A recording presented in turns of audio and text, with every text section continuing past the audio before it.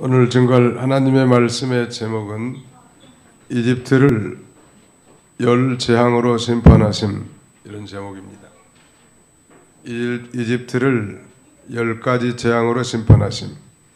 출애굽기 7장 14절부터 12장 36절까지 나오는 전체 내용인데, 우리가 잘 아는 대로 여기 우리가 오늘 교독한 내용은 출애굽기 7장 14절로 25절까지 그 첫 번째 재앙인 피재앙에 대해서만 이렇게 교독한 바 있습니다. 자, 제목을 한번 따라서 봅시다. 이집트를 10가지 재앙으로 심판하심. 하나님께서 이집트를 몇 가지 재앙으로 심판하셨어요? 10가지. 그 첫 번째 재앙이 무슨 재앙이에요? 피재앙이란 말. 두 번째 재앙은 무슨 재앙이에요? 개구리 재앙. 그 다음에는 이재앙. 그 다음에는 파리재앙. 그 다음에는 가축재앙, 생축재앙. 그 다음에는 독종재앙. 그 다음에는 우박재앙. 그 다음에는 메뚜기재앙. 그 다음에는 흑암재앙. 그 다음에는 장자재앙. 10가지 재앙을 다 외워두면 좋을 것 같아요. 어떻게 외우면 될 것 같아요? 첫 번째 재앙, 피개, 이파, 생독, 우매, 흑장. 한번 더 합시다. 피개, 이파. 안 따라선 사람이 절반이에요 지금. 피개, 이파, 생독, 우매. 맞아요? 흑장. 네, 뭐 빠진 것 같은데.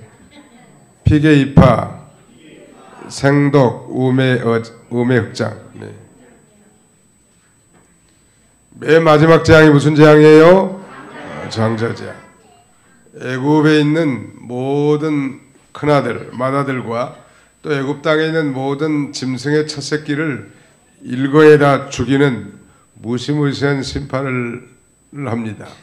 그러니까 처음에는 피재앙부터 시작해서 점점 강도를 높여가지고 마지막에 장자재앙을 내리니까 이제 아이고 나 죽겠네 하고 바로가 항복하고 이스라엘 백성들을 빨리 애굽 땅에서 나가도록 쫓겨내듯 내보냅니다. 그것도 빈손이 아니고 모든 예물을 줘서. 이것이 하나님이 하신 일이에요. 이 출애굽기의 주제는 선민 구원이라고 합니다. 즉 선택된 백성을 저 애굽에서 구원해 내시죠. 원래 이제 하나님께서는 인류를 구원하기 위해서 한 나라를 세우기를 기뻐하셨죠. 그래서 저 바다나람에 있는 갈대아 우르에 이 아브라함이란 사람을 부르시고 아브라함을 통해서 이제 큰 민족을 이루고 큰 나라를 이루어서 마침내는 아브라함의 후손을 통해서 인류를 구원할 구원자를 보내시기를 원하시는 거예요. 그래서 하나님께서는 아브라함 시대는 아브라함이나 이삭이나 족장, 야곱과 같은 그런 족장과 개인적으로 언약을 체결합니다. 아브라함과 맺은 언약을 소위 에이브라미c 커버넌트, 아브라함 언약이라고 하죠. 또 그 언약을 아들과 손자에 대해 가면서 언약을 계속 내가 지키겠다고 갱신하는데, 그 언약의 핵심 내용 두 가지는, 첫째는 땅이고 다른 하나는 자손이에요. 땅은 가나안 땅을 주겠다는 것이고, 자손은 장차 아브라함의 후손들이 하늘의 별과 같이 바닷가에 모래와 같이 많게 되겠다는 뜻도 되지만, 장차 아브라함의 혈통으로 오실 인류를 구원할 메시아이신 예수님 안에서 믿는 구원받은 백성들이 하늘의 별과 같이 바닷가의 모래와 같이 많아지고 그 하나님의 나라를 세우는 것이 소위 하나님의 비전이에요. 이 교회 오늘 저와 여러분들도 예수를 진실로 믿는다면 다 아브라함의 후손들이, 영적 후손들. 따라서 합시다. 우리는 아브라함의 영적 자손들입니다. 그러니까 아브라함의 하나님이 곧 우리의 하나님이기도 합니다. 아브라함의 하나님 그분이 곧 우리 아버지시란 말. 하나님 아버지를 우리는 섬기는 거예요. 예수 그리스도 안에서 그 피로 죄사함 받은 모든 그리스도인들이 한 하나님 아버지를 섬기고, 또 하나님은 우리 인간을 창조할 때 우리가 이렇게 예수 그리스도를 통해서 죄 용서받고 구원받아서 하나님을 예배하고 하나님께 영광 돌리고 하나님을 찬송하도록 사람을 지어놓은 거예요. 근데 범죄한 인간은 하나님을 멀리 떠나서 자신의 목적과 본분도 모르고 살아가네요. 오늘날 바깥 세상에 가보세요. 열심히 돈 벌고 명예 영광 이런 것들은 부지런히 추구하면서도 자기가 사는 목적을 몰라. 그저 돈만 잘 벌면 장땡이다. 장땡이 뭐예요? 아무튼 장땡은 장땡이지 뭐. 돈만 잘 벌면 된다는 거예요. 이게 짐승이나 다를 바가 뭐 있냐는 말이에요. 하나님의 형상대로 창조된 사람이 하나님 앞에 예배하고 하나님 앞에 영광 돌리는 삶을 살아야 되겠는데, 그런 건 뭐 흔적조차도 없고 좀 더 많은 부동산, 좀 더 많은 캐시, 좀 더 많은 권력, 좀 더 많은 뭔 육신의 것만을 계속 추구하려고 하니까 하나님이 얼마나 마음이 아프겠냐는 말. 그럼 우리 믿는 사람들은 삶의 목적이 분명해야 돼. 따라서 우리는 삶의 목적이 분명한 사람들입니다. 까불지 마세요. 네. 우리는 뭐가 분명해요? 여러분은 왜 삽니까? 여러분들은 왜 살아요? 하나님께 예배하는 거, 하나님 앞에 예배드리려고 사는 거예요. 우리가 하나님을 기쁘시게 해드리기 위해서 사는 거고. 우리가 왜 공부하는가? 그 공부를 열심히 해서 하나님을 기쁘시게 하고 하나님 나라의 영광이 되도록 하기 위해서 공부하는 거예요. 학생들은 공부를 열심히 해야 돼요. 공부를 열심히 해야 돼요? 열심히 안 해야 돼요? 열심히 하라고. 누구를 위해서? 하나님을 위해서 하는 거예요. 하나님을 위해서 해놓으면 그게 다 자기에게 유익이 되게 돼 있다고. 근데 돈 많이 벌고 세상에서 출세하려고 열심히 공부하다가 죽은 사람이 많아요. 미국에 가서 박사학위 받으려고 한국에서 재산 다 정리해가지고 미국 가서 열심히 공부하는데 요새 그 정당한 그런 과정과 코스를 통해서 석사학위나 박사학위 받는 것이 쉽지 않습니다. 그래서 공부하다 죽은 사람들이 많아요. 박사학위 받다가. 우리는 그럴 필요까지는 없을 것 같아요. 공부하다가 뭘 죽을 필요 뭐 있어. 공부 안 하면 되지. 그러나 우리가 최선을 다해서 열심히는 해야지. 열심히. 너무 욕심을 가지고 미국 가서 공부하려면 언어가 첫째로 달통해야 되겠는데 언어도 서툴지. 그다음에 미국 사람들은 체력이 좋거든. 이놈들은 고기를 많이 처먹어서 아주 든든하다. 그러니까 공부를 밤샘 해도 다 견뎌내는데 한국 사람은 체력도 약하지. 여러 가지 언어도 빈약하지. 그런데 그들과 동등하게 학위를 받으려고 한다는 게 가능하겠냐는 말이에요. 사람 미치고 한장하게 만드는 거예요. 그건 정말 공부를 위한 공부고 그런 것은 하나님이 기뻐하지 않을 것 같아요. 하나님이 주어진 환경 속에서 최선을 다해서 공부하고 하나님 앞에 영광 돌리려고 해야지. 그 박사학위가 뭐길래 그거 하다가 죽냐는 말이에요. 그런 사람들이 꽤 있다고 합니다. 그만큼 스트레스도 많이 받겠죠. 그 학위를 받기 위해서. 정당하게 한 10년 정도 해야 신학 쪽에서도 석사학위 받고 박사학위 받는다는 건데 그것도 젊어서 대학 졸업하고 바로 가야 뭐 제대로 하지. 나이 40 넘고 50 넘어서 이거 한다는 거 쉽지 않아요. 제가 지금 말씀드린 건 요지는 우리 인간의 삶의 목적은 하나님께 영광을 돌리는 거예요. 하나님을 기쁘시게 하는 게 우리의 삶의 목적이에요. 그의 나라와 의를 구하는 것, 이거 우리의 삶의 지침이고. 자, 그런데 아브라함과 언약한 하나님께서 자기 백성들을 이제 부양하고 훈련시키고 양성시키기 위해서 저 이집트로 보냈죠. 누구 때? 요셉 때. 한 70명, 어떤 적은 75명이라고 하는데, 그래서 이제 70여 명이 저 애굽 나라의 고센이라고 하는 땅, 가나안 땅 가까운 고센 땅의 터를 잡고 무려 430년을 사는 거예요. 430년 동안. 하나님은 아브라함과 계약을 맺어놨는데 이제 430년이 지나니까 요셉을 알지 못하는 왕이 나타났고 그 잔인한 애굽 왕은 이스라엘 백성들을 고역으로 죽이려고 하는 거예요. 히브리인의 인구만 남정네만 60만 3,550명이 계수해 보니까 전체 하면 200만에서 250만 명이나 될 건데 이 인구는 이집트의 건설 노동력이란 말. 그러니까 바로가 모세 아론이 가가지고 내 백성을 보내라. 우리가 광야에 3일길 나가서 하나님 앞에 제사를 드리겠노라 했지만 그 애굽 왕이 듣겠어요? 한마디로 말하면 경제력이 쏙 빠져나가면 애굽의 건설 경제가 마비될 텐데 말이죠.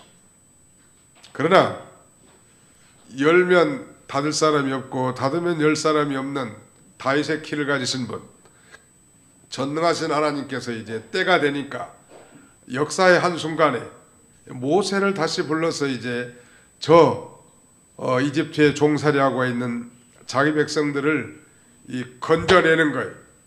그래서 애굽에서 나온 것이다. 그래서 출애굽이라고 하죠. 이 출애굽 사건은 곧 선민 구원의 표상이고 오늘 이 죄악 세상에 살던 많은 사람들이 복음을 전해서 전도하는 이것도 말하자면 제2, 제3, 제4의 출애굽을 감행하는 거예요.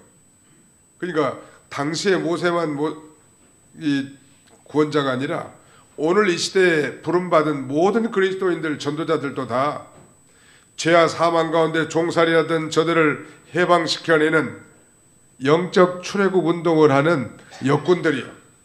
믿으시면 아멘 합시다. 전도하는 게 중요하겠어요? 안 중요하겠어요?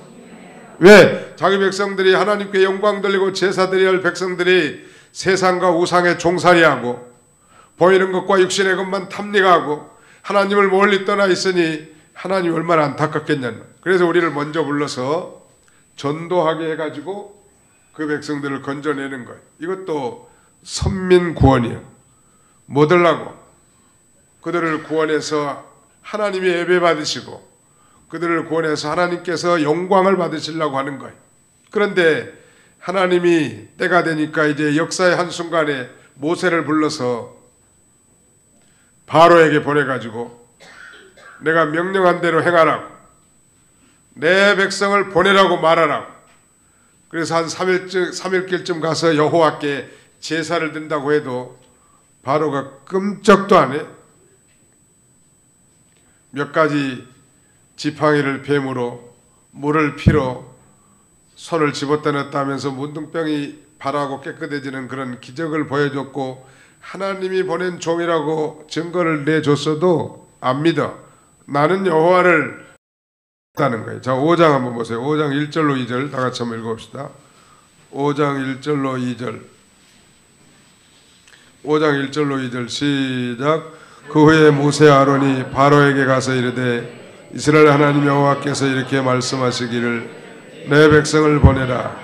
그러면 그들이 광야에서 내 앞에 절기를 지킬 것이니라 하셨나이다. 바로가 이르되 여호와가 누구이기에 내가 그의 목소리를 듣고 이스라엘을 보내겠느냐. 나는 여호와를 알지 못하니 이스라엘을 보내지 아니하리라. 나는 여호와를 알지 못한다는 거예요. 그러면서 버티가 안 보내. 그러니까 하나님이 이제 하나님의 말씀을 불순종하는 자에게는 계속해서 하나님께서 이제 징계의 몽둥이를 내리는 거예요. 우리 그리스도인이랄지라도 하나님의 자녀인 성도랄지라도 죄 짓고 속히속히 회개하고 바로 서야지. 죄 짓고 하나님의 징계가 왔음에도 불구하고 하나님을 거역하고 여전히 강팍하게 돌아가면 하나님께서 그 징계의 강도를 점점점 세게 하는 거예요. 처음에는 맨 처음에 징계라고 한다면 기도를 해도 하나님과 교통이 안 되고 예배를 드려도 기쁨이 상실되는, 이건 첫 번째 징계 현상이에요. 예배에 감격이 없고 감동이 없어. 기도를 해도 불러도 대답 없는 이름이요. 부르다가 지칠 이름이요. 아무리 기도해도 하나님과 교통함이 없는 것은 죄를 지은 자의 첫 번째 하나님 징계입니다. 그때 얼른 회개하고 철저히 회개하고 하나님께 부르짖고 다시 그 교통하는 삶을 살아야 될 텐데, 그렇지 않고 계속 범죄하고 하나님을 떠나 살면 이제 하나님이 좀 쓸만한 징계를 내리죠. 몸에 건강을 해치게 한다든지, 가다가 자동차 사고가 나가 한다든지, 모든 사고가 다 그렇다는 건 아닙니다. 하나님 앞에 범죄하고 회개치 않고 돌아가면 이렇게 몸이나 재산에 조금씩 조여들어와요. 그리고 나중에는 이제 그래도 회개하지 않으면 끝까지 하나님께서 죽이시는 거예요. 육신은 하나님께서, 영혼은 하나님이 취하시고 육신은 멸하시는 하나님. 오늘 이 바로에게, 말 안 듣는 이 완악한 이 바로에게 하나님께서는 10가지 재앙을 내리신 거예요. 첫 번째 재앙이 무슨 재앙이에요? 피재앙. 이 나일강에다가 이 말하자면 모세의 그 지팡이를 가리켰더니 나일강 물이 다 피로 변하게 된 거예요. 애굽 사람들은 신들이 나일강을 보호하고 있다고 믿습니다. 그래서 나일강,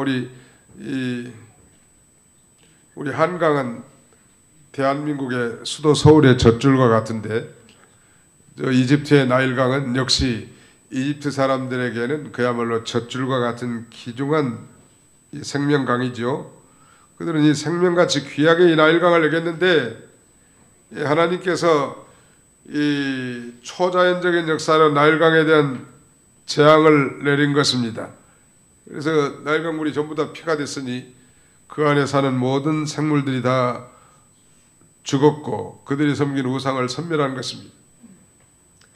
애굽인들은 그렇게 믿었다고 합니다. 나일강을 지키는 세 개의 신이 있는데, 첫째는 하피. 이 하피라고 하는 신은 나일강을 다스리는 남자 신이라는 것. 두 번째는 이시스.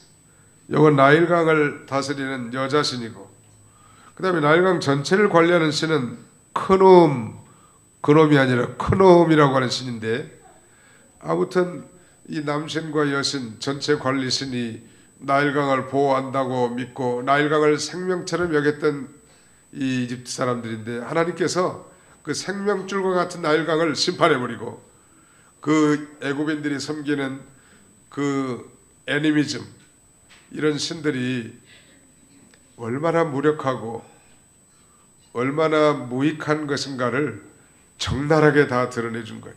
그러니까 나일강에 이 물을 피로 만든 것 자체는 곧 그들이 섬기는 나일강을 보호하는 신을 심판하는, 애굽을 심판하고 애굽 사람들이 섬기는 신을 심판하는 그런 행위로서 하나님만이 참신이고 하나님만이 전능의 신임을 우리에게 교훈해 주는 것. 전에 우리가 배웠습니다만 우상의 헛됨에 대해서 우리가 배웠는데, 우상에 대해서는 세 가지를 꼭 기억하고 있는 게 좋을 것 같아요. 우상. 첫 번째, 우상은 인간의 수곡물이라는 것. 즉 사람이 손으로 만든 제품이요. 우리 그 공예품처럼.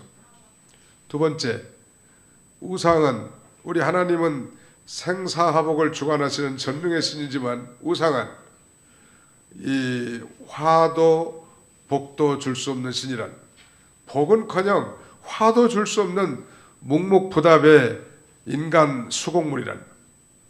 세 번째, 우상은 거짓되고 헛된 거예요.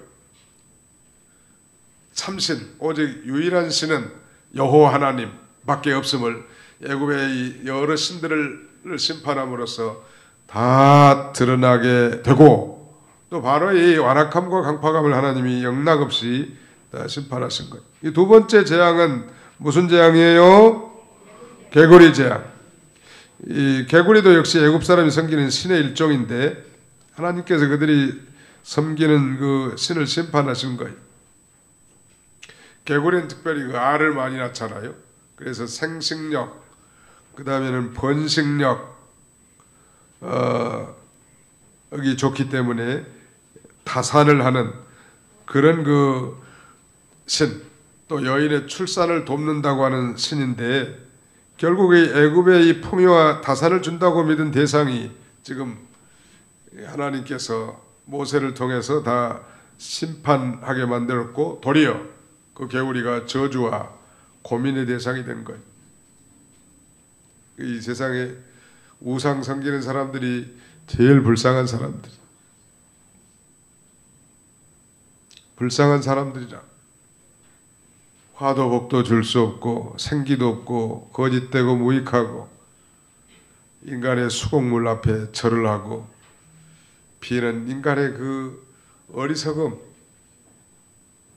그런 면에서 우리가 예수 그리스도 안에서 살아계신 생사벽에 주관하신 전능하신 하나님을 섬긴다는 것은 큰 축복이 아닐 수 없겠죠. 이 개구리 재앙에서도 마찬가지. 애굽 사람들이 믿고 의지하던 그 우상들이 하나님의 권능 앞에서 얼마나 무익하고 무력한 것인지를 다 여실히 드러냈단 말. 그다음에 세 번째 재앙은 이재앙이. 피재앙은 날강을 대상으로 했다면 개구리 재앙은 사람을 대상으로 했고요. 이재앙은 이건 사람과 가축에 대해서. 특별히 이재앙의 특징은 예고 없이 재앙을 내립니다. 하나님이 이렇게 하나님을 순종하지 않는 자에게 이 예고 없이 갑자기 재앙과 징계를 내리실 때가 있단 말. 내 백성을 보내라. 이게 여호와의 명령이죠. 그걸 계속 거절하기 때문에 이 재앙을 내렸고, 또 이제 앞으로도 파리 재앙을 내린 거예요. 네 번째 재앙은 이제 파리가 온 집과 땅에 아주 가득하게 차도록 만들어 놨습니다. 애굽에는 우아치트라는 신이 있는데, 이 우아치트라는 신의 모양이 꼭 파리 모양으로 된 신이라고 합니다. 그들이 숭배하던 이 파리가 오히려 그들을 공격하고 괴롭히도록 그렇게 만든 거예요. 근데 놀라운 사실은 파리가 애굽 땅에는 이게 창궐하지만 이스라엘 백성들이 거주하는 고센 땅에는 결코 침범하지 않았다는 것은 이 재앙이 우연한 일이 아니고 하나님께서 이 특정한 지역에 특정한 대상에게 내린 하나님의 징계임을 우리에게 가르쳐 주는 것입니다. 자, 네 번째 재앙까지 했습니다.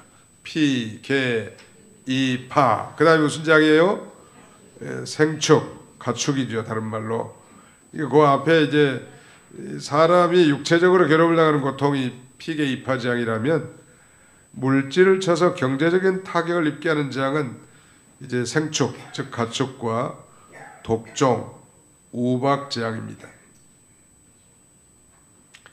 9장부터 시작되는 내용이에요. 그러니까 7장 14절부터 제가 말씀드린 대로 12장 36절까지 10가지 재앙이 쭉 언급되어 있는데, 우리 공과책에 아이들 공과책에 이렇게 10가지 재앙을 한 번에 언급해 놓은 것은 뭘 깊이는 알 수 없지만 하나님께서 애굽에 내린 그 10가지 재앙을 기억나게 하려고 하는 것 같고, 그 다음에 그 재앙이 강도가 점점점 세졌다는,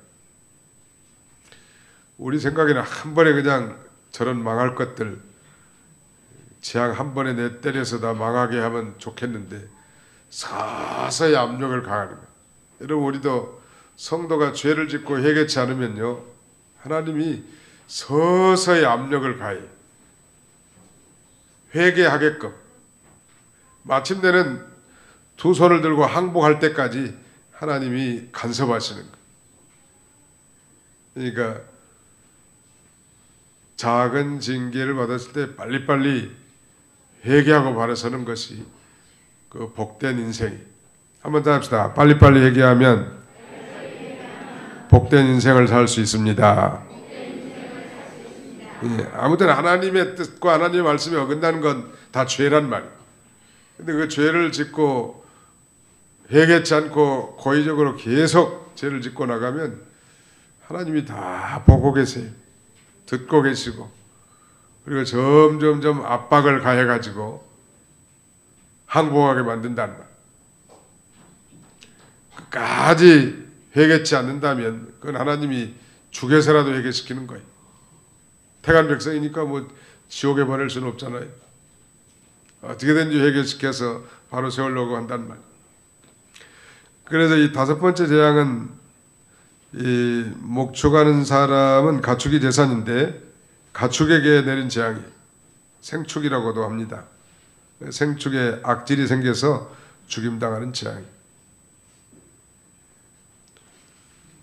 요새 뭐 한국에도 이 구제역 같은 그런 그 전염병이 돌아가지고 소를 키우는 목장에서 집단 폐사한 일들이 많고, 오리도 마찬가지, 닭도 마찬가지.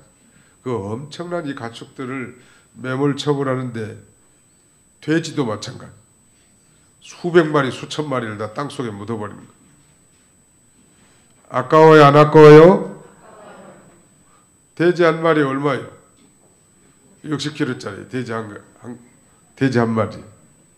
60만 원만 잡아도, 100만 원만 잡아도 1000마리면 얼마예요? 엄청난 돈 아니에요? 이 가축에게 재앙을 냈다는 것은 경제적인 타격, 재산상의 손실을 줘서 이 하나님의 살아계심을 만방에 다 증거하는 것입니다. 자, 우리 성경을 한 군데 찾아봅시다. 신명기 28장. 신명기 28장 2절,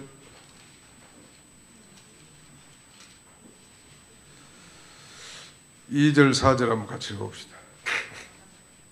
신명기 28장 2절로 4절 시작. 내가 내 하나님 여호와의 말씀을 청종하면 이 모든 복이 내게 임하며 내게 이르리니 성읍에서도 복을 받고 들에서도 복을 받을 것이며 내 몸의 자녀와 내 토지의 소산과 내 짐승의 새끼와 소와 양의 새끼가 복을 받을 것이며 내 광주리와 떡반죽 그릇이 복을 받을 것이며 내가 들어와도 복을 받고 나가도 복을 받을 것이라. 이 하나님의 명령을 잘 지켜 행하면, 여기 보니까 내 토지의 소산과 내 짐승의 새끼와 소와 양의 새끼가 복을 받을 것이며 그랬는데, 18절에는 18절 보세요.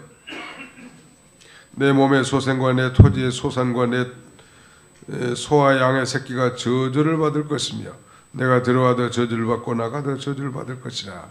하나님 말씀을 순종치 않고 하나님의 명령과 규례를 지켜 행하지 아니하면 그 모든 저주가 자신의 가축에게, 가축은 재산 아닙니까? 아무리 돈을 모으려고 해도 하나님이 흩어버리시면 쌓여지지 않는 거예요. 그래서 이 영국 속담에는 정직이 최상의 정책이다.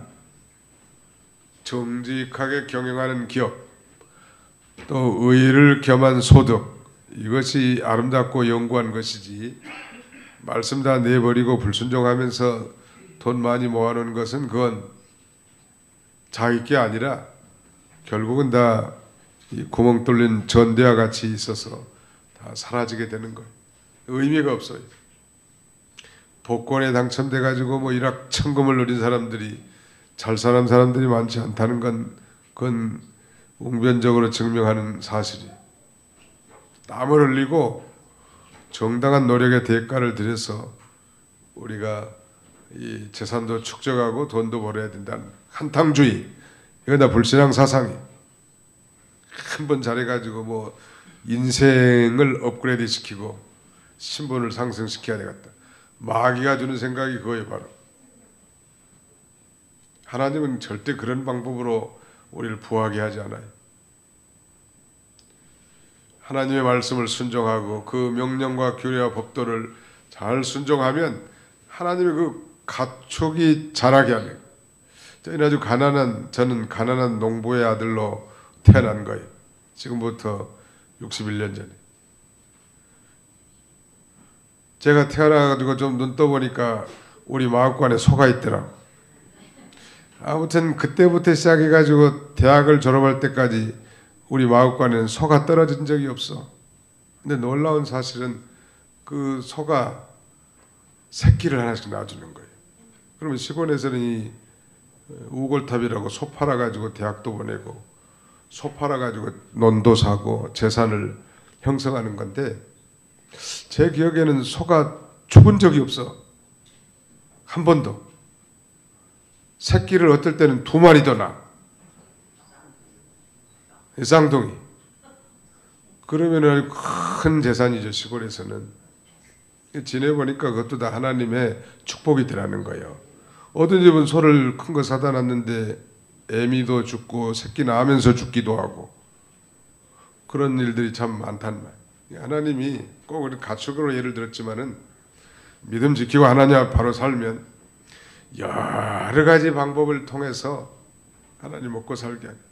나는 이 대한민국이 뭐 오늘 뉴스에 잠깐 보니까 이 GDP 국민 총생산이 뭐 한 3만 1,000불 정도 될 거라고 2018년 말을 기준으로 해서 3만 불이 넘는다네 국민소득이. 그런데 전 세계에서 인구가 5천만 명 이상이고 GDP가 3만 불 이상인 나라는 우리나라가 7번째라고 합니다. 놀라운 사실 아니에요. 박수 한번 합시다. 박수리. 좋은 사람은 지금 왜 박수를 치는지 모른다고요. 야, 우리 어렸을 때는 그 가난이 이루 말할 수 없었거든요. 여기 어르신들도 계시지만 정말 지독하게 뭐가 찢어지도록 가난했어. 아무튼 가난해도 그렇게 가난할까? 그런데 지금 전 세계의 모든 나라 가운데 인구 5천만 중에 GDP가 3만 불 이상인 7번째 나라가 됐다는 게 대한민국이. 누가 이렇게 부하게 했을까요? 저는 그렇게 믿습니다. 하나님이 그렇게 하시는 거예요. 하나님이 작년 재작년에는 산업의 쌀이라고 하는 이 반도체가 단가가 높게 팔려가지고 말이죠. 엄청나게 이득을 많이 남기게 한 거예요. 최근에는 뭐 한류, K-팝, 드라마 이런 것들이 팔려가지고도 상당한 국가의 수익이 되게 했다는. 하나님이 먹고 살게 하는 방법도 참 다양하구나. 정말 믿음으로만 나가고 하나님 앞에만 바로 하면 누가 책임져줘요? 그건 역사가 증명한 거고 우리 조국이 증명한 바 아닙니까? 요새 믿음들이 좀 흐트러지긴 했는데 한국도 다시 추스려가지고 정말 하나님 말씀 잘 순종하고 거역하지 말고 믿음으로 산다면 하나님이 어떤 방법으로든 부강한 나라로 세워질 줄로 확신합니다. 그 다음에 이제 악성 종기라든지 독종재앙, 우박재앙, 메뚜기재앙, 그 다음에 이제 9번째가 흑암재앙, 마지막 10번째 재앙이 무슨 재앙이에요? 장자재앙. 무시무시한 이제 장자재앙. 애굽 바로 왕의 큰아들부터 시작해서 애굽에 있는 모든 짐승의 첫 새끼들 모두를 다 죽이는 재앙인데, 그러나 이스라엘 백성 즉 히브리인들이 거주하는 집에는 그 장자가 죽지 않는 방도를 하나님이 가르쳐 주죠. 그것이 우리가 잘 아는 유월절 어린 양이에요. 유월절 어린 양을 잡아서 그 피를 그 집의 문 림방과 설주에 발라가지고 죽음의 사자, 심판의 사자가 지나갈 때 그 피가 발라진 집은 넘어가는 거예요. 여러분 오늘 여기 앉아있는 분들이 대략 한 120명 될 것 같은데 이 중에 과연 예수님의 피가 발라진 사람이 얼마나 되고 예수님의 피가 안 발라진 사람이 얼마나 되는지는 하나님밖에는 모르겠죠. 예수님이 피가 발라진 사람은 예수님을 진정으로 자신의 구주로 믿고 구원받은 사람이에요.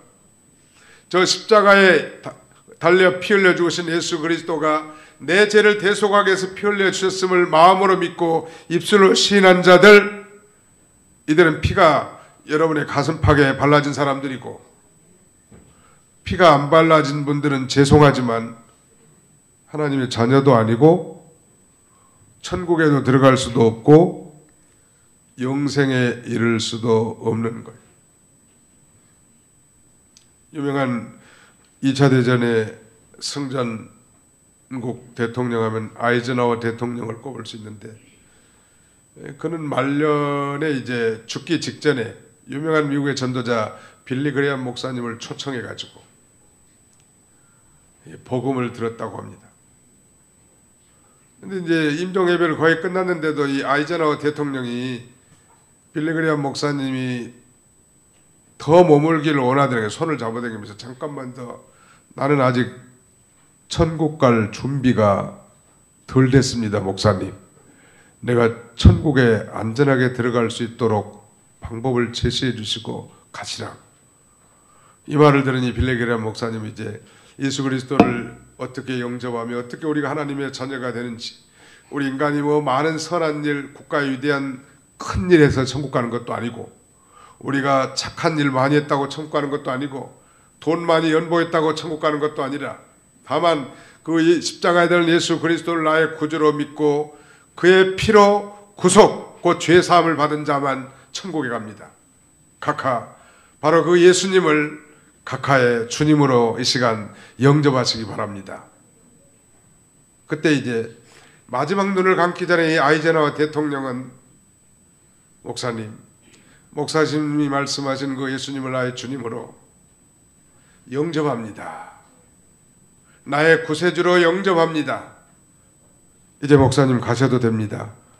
왜냐하면 내가 죽음이 준비가 다, 천국에 들어갈 준비가 다 됐기 때문입니다 라고 했다고 합니다. 여러분, 교회 많이 나오고 뭐 좋은 일 많이 했다고 천국 가는 게 아니잖아요. 정말 예수 그리스도의 십자가의 보혈로 사제 은총을 받은 자 아니면 하나님 앞에 설 수 없는 거예요. 영접하는 자, 곧 그 이름을 믿는 자들에게는 하나님의 자녀가 되는 권세를 주셨으니 했는데, 오늘 6월절 양에 발려진 그 피는, 그걸 상징한 피는 육체의 생명을 상징하는 겁니다. 육체의 생명은 피에 있다고 하지 않았습니까? 그러므로 이 피를 너희에게 주어 단에 뿌려 생명을 속하게 하였나니, 생명이 피에 있으므로 피가 죄를 속하느니라. 그래서 이 문지방과 설주에 발라진 그 피는 생명을 대속한 표시였기 때문에 죽음의 사자가 피 발라진 집은 넘어서 간 거예요.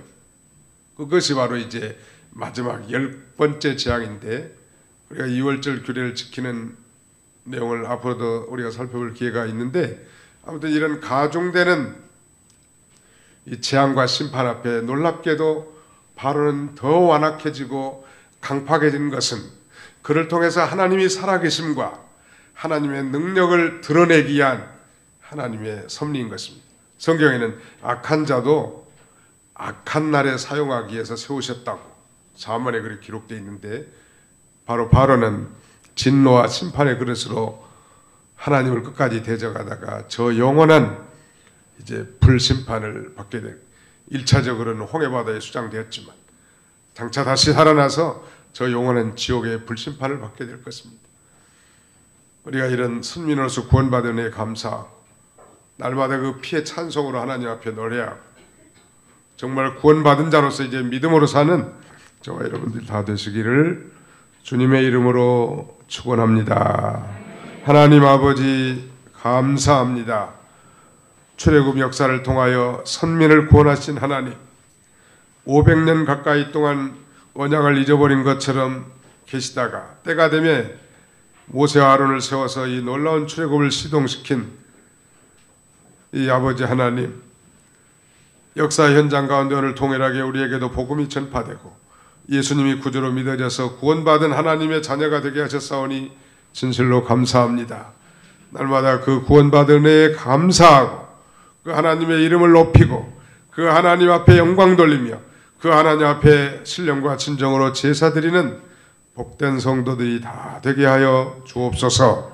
특별히 우리 유년질 학생들도 함께 참여했는데, 어려서부터 이 확실한 예수 그리스도의 피의 복음을 확실하게 깨닫고 내가 세상 사람들과 다른 하나님의 자녀라는 자부심을 가지고 열심히 공부하고 열심히 놀고 열심히 모든 일을 해서 하나님 앞에 영광 돌리게 하여 주옵소서. 예수님의 이름으로 기도하옵나이다. 아멘.